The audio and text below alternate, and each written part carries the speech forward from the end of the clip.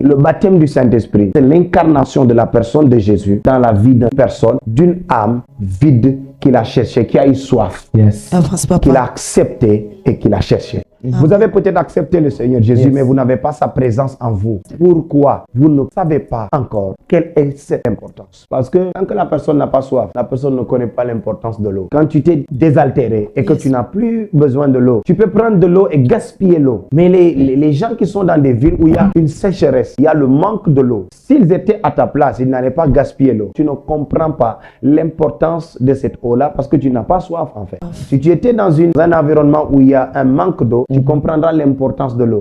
L'eau est vitale. Si tu ne bois pas de l'eau, tu seras déshydraté. Déshydratation, faiblesse, tu vas mourir. Donc l'eau est indispensable à la vie. Connaissant l'importance de l'eau, dès que même nous jeûnons jusqu'au soir, la première chose que nous voulons faire, c'est aller boire. À cet instant, nous comprenons l'importance de l'eau, la place de l'eau et nous avons soif. Nous manifestons la soif en se levant, en s'agitant, en levant notre corps pour aller nous désaltérer sur le.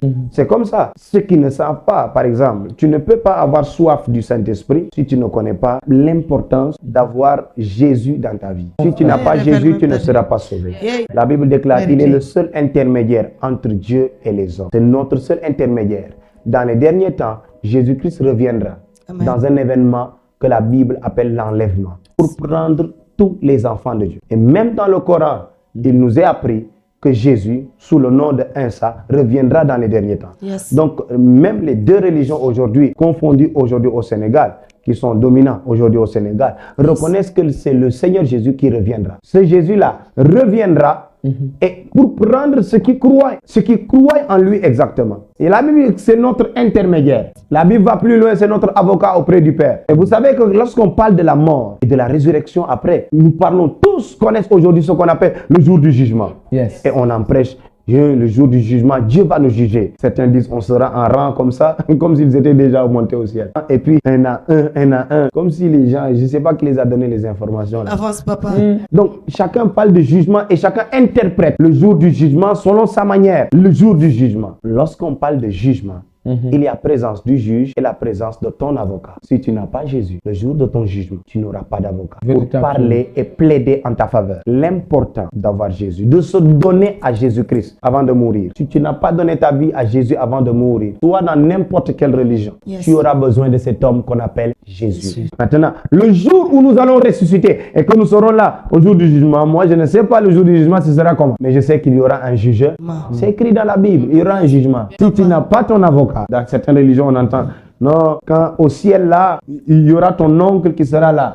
Donc ton oncle va dire, c'est mon neveu. Même si tu pêches, après la condamnation, on va te brûler pendant un temps. Après Dieu va te pardonner. Il y a trop de bêtises, les amis. Écoutez ici, il y aura un jugement. Et dans la Bible, il nous est dit, après le jugement, quand tu es jugé être sauvé, tu iras dans un endroit qui va apparaître après le temps du jugement. Ce monde qui va venir à nous s'appelle la Nouvelle Jérusalem. C'est une ville sainte. La Bible le décrit comme une ville, mais une ville en or. Pas le même, de beaucoup de pierres précieuses qui sont autour de la ville, extraordinaire. Et à l'intérieur de cette ville se trouve l'arbre qui a été protégé par les deux chérubins dans Genèse. Après que Adam ait péché, on l'appelle l'arbre de la vie ou bien l'arbre de l'immortalité. Nous en mangerons et nous vivrons éternellement avec Dieu. Mais ceux qui seront condamnés à cause de leur péché iront dans l'étang ardent de feu avec le diable, Lucifer, les démons, les francs-maçons, les sorciers. Tous seront condamnés là. Pourquoi? Ils n'ont pas d'avocat pour plaider leur cause. Certains disent, oh Jésus, aie pitié de nous, viens plaider ma cause. Mais ils n'auront pas le billet. Il y a deux types de choses. Soit tu as l'argent pour payer ton avocat. Numéro 2, dans la justice par exemple, ça se passe. Si tu n'as pas l'argent pour payer ton propre avocat, la justice prend un avocat pour te fournir un avocat, n'est-ce pas? Il te fournit un avocat. Moi, je n'ai pas d'argent. Maintenant, la justice de Dieu, là-bas, au ciel, nous a fourni un avocat gratuit. Et cet avocat, c'est Jésus. Jésus, il devient ton avocat sans que tu ne payes de l'argent. Maintenant, si tu n'as pas accepté Jésus-Christ de Nazareth, qui est là disponible pour plaider la cause de beaucoup de personnes. Moi, je sais qu'aujourd'hui, si je n'ai pas cet avocat, je ne sortirai pas de ce jugement. 1 Jean chapitre 1 nous dit, si nous disons que nous n'avons pas de péché, nous sommes des menteurs. Nous sommes tous des pécheurs. Mais si nous confessons nos péchés, parce que nous sommes des pécheurs. Donc, je ne pourrai pas être sauvé sur la balance de mes actes.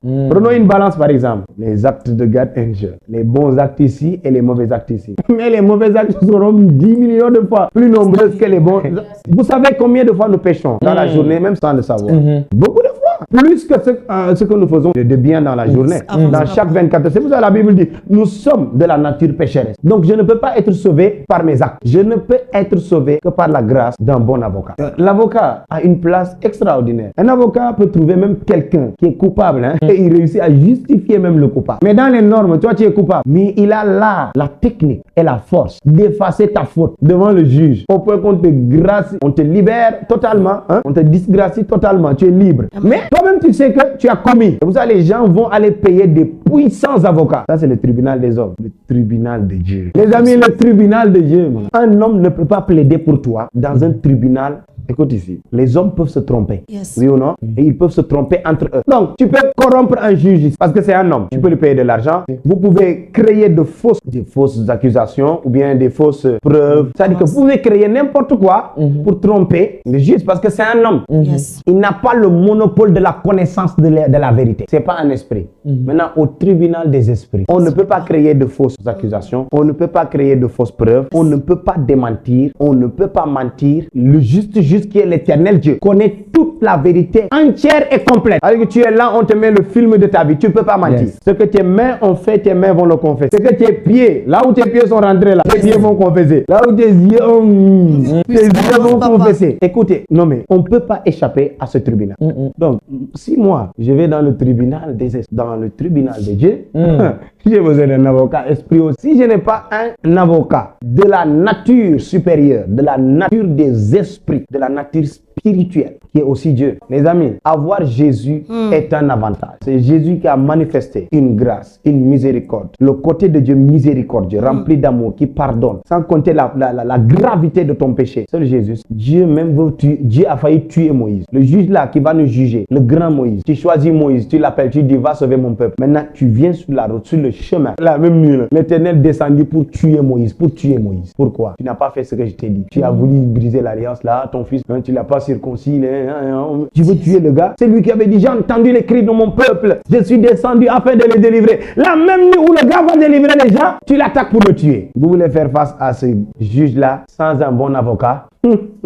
Dieu est un Dieu que les petites expériences que nous lisons dans l'histoire, il s'est fâché seulement, il a réduit toute la terre, il envoie l'eau sur la terre, 40 jours après, il tue tous les êtres humains. C'est un Dieu terrible. Si tu n'as pas un bon avocat aussi, est le seul et l'unique avocat capable de te plaider et de te sortir de ce tribunal, c'est Jésus. Crois en n'importe qui. Non, il y a telle personne, moi je crois en telle personne, moi je crois en telle personne. Aujourd'hui, le monde croit en beaucoup de choses. Bouddha ne sera pas là pour les bouddhistes. Shiva ne sera pas là. Shiva, les histoires là, hein, pour les hindous. Seul Jésus-Christ sera là pour sauver les gens. Pour plaider la cause de ceux qui se sont liés d'alliance, ceux qui l'ont accepté comme leur Seigneur et Sauveur. Il devient leur avocat. Ressuscité, assis à la droite du Père, il a reçu le pouvoir de juger les vivants.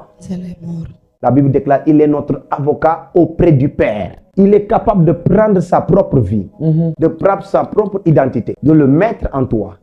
Quand le juge te regarde, il te voit sans tache. Pas parce que tu n'as pas péché, mais parce que quelqu'un t'a prêté son vêtement. Et dans le ciel, le système des vêtements a été bien décrit dans la Bible. Il y a un sacrificateur qu'on appelait Josué. Ce n'est pas le Josué. Il y a un autre Josué qui était sacrificateur. Il est mort. Quand il est mort devant le tribunal de Dieu, les vêtements qu'il portait étaient sales. La Bible déclare que Satan s'est levé pour l'accuser. L'Éternel Dieu le réprimanda. Et il dit, ôtez-lui ses vêtements sales et revêtez-lui de notre vêtement. On a enlevé les vêtements de Josué et on lui a donné d'autres vêtements. Maintenant, au jour du jugement, nous serons là avec les vêtements sales. Jésus, il a versé le sang. Son sang est purificateur. Son sang nettoie, lave nos vêtements, le rend pur et blanc. Afin que quand le juste juge regarde, il voit un homme juste. La Bible déclare les justes hériteront le pays. Quel pays? Ce n'est pas le pays terrestre que la Bible parlait. Ça, c'est une interprétation que nous utilisons par la foi dans le combat spirituel, dans les déclarations de bénédiction. Mais les justes hériteront le pays. Quel pays? Le pays spirituel. Le paradis, le nouvel Éden. Seuls les justes vont hériter de ce paradis-là. Les vêtements propres, Jésus doit te prêter son vêtement. Donc si tu ne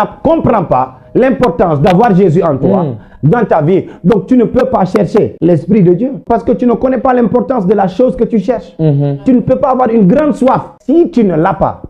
Tu es allé à l'église pour rien. Tu as grandi en étant chrétien, enfant de Dieu pour rien. Les amis, si vous n'avez pas Jésus dans votre vie, vous ne serez pas sauvés. Parce qu'un jour, vous aurez besoin d'un avocat pour plaider votre cause devant le juste juge, qui est Dieu l'Éternel. Il dit, Jésus, Viens plaider ma cause. Il dit, je ne t'ai jamais connu. Je refuse de vivre sans Jésus dans ma vie. Yes. C'est la phrase que tu dois prononcer aujourd'hui de là où tu es.